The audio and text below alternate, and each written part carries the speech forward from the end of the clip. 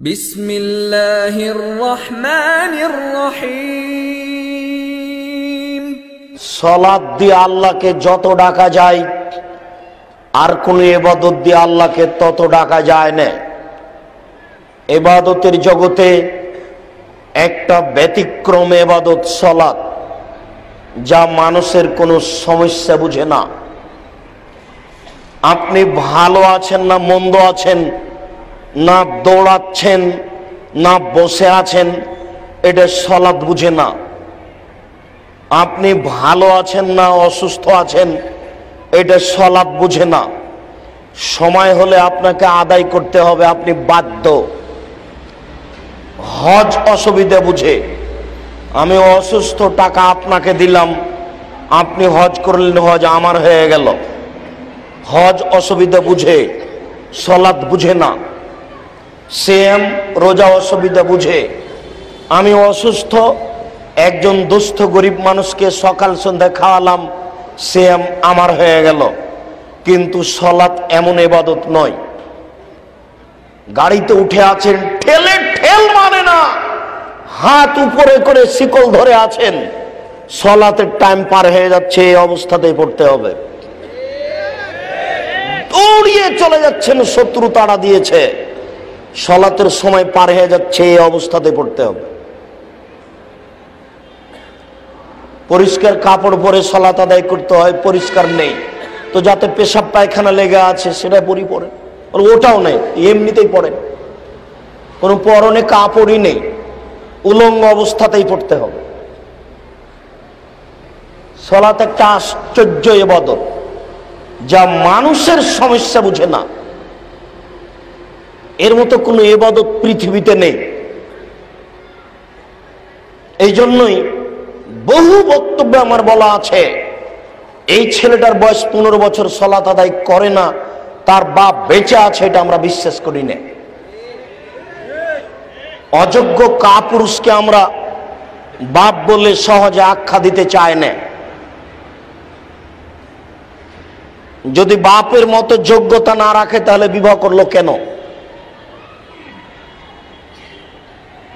বাড়িটাকে পশু প্রাণী বানাম, একটা ঘর বানাতে হবে, সেই জন্য বিবাহ করেছে?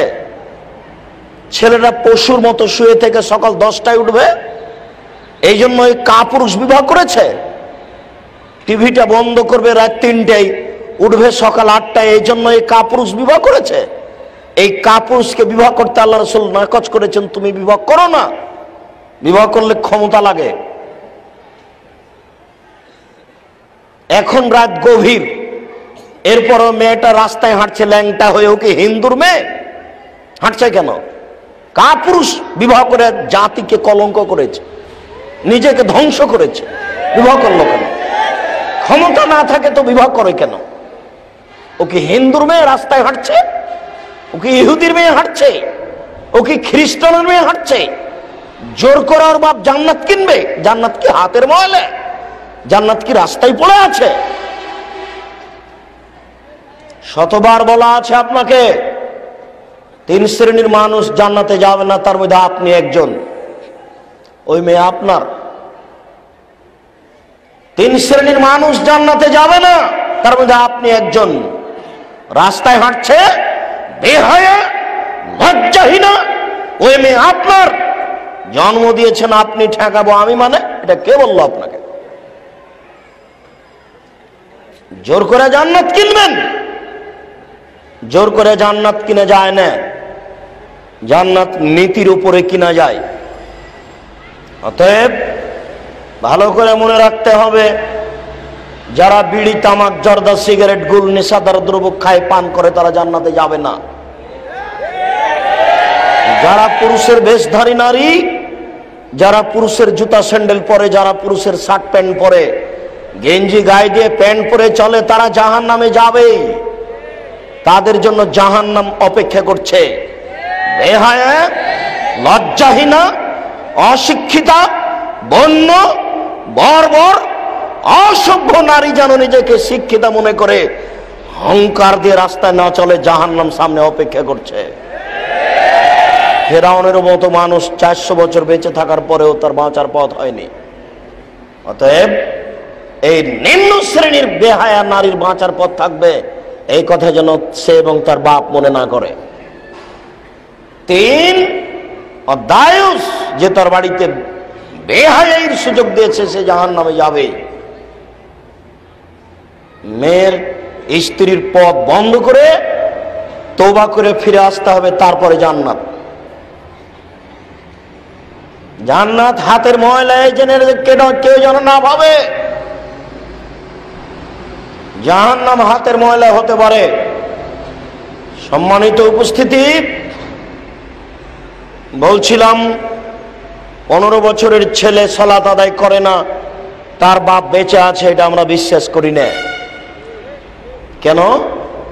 কোন ছেলেকে আল্লাহ রাসূল বলেননি এই ছেলে তোমার বয়স 7 বছর, সালাত আদায় করো, এই কথা আল্লাহ রাসূল বলেননি। রাসূল সাল্লাল্লাহু আলাইহি সাল্লাম কখনো বলেননি এই ছেলে তোমার বয়স 10 বছর, তুমি সালাত আদায় করো, নইলে তোমাকে পিটাবো, এই কথা আল্লাহ রাসূল বলেননি। রাসূল সাল্লাল্লাহু আলাইহি সাল্লাম বলেছেন মৌরু আওলাদাকুম বিসসালাত ওয়া হুম আবনাউ সাব'i সিনিনা, তোমরা তোমাদের ছেলে মেয়েকে সালাত আদায় করতে বলো যখন তার বয়স 7 বছর। তিনি বলেছেন অজরিবুহুম আলাইহুম আবনা 10 সিনিনা, তুমি তোমার ছেলেকে পিটিয়ে সালাত আদায় করাও যখন তার বয়স 10 বছর। আমি পিটাবো? আপনি পিটাবেন? 15 বছর বয়সে এসে পিটালেন না কেন? ধর্ম আপনি কাকে দেখাতে যাচ্ছেন? আপনি কি নিজেকে অমুসলিম মনে করেন? আপনি নিজেকে অমুসলিম মনে করলে কিছু আসে যায় না। তবে যদি নিজেকে মুসলিম মনে করেন তাহলে এই কথা বলতে মানতে বাধ্য।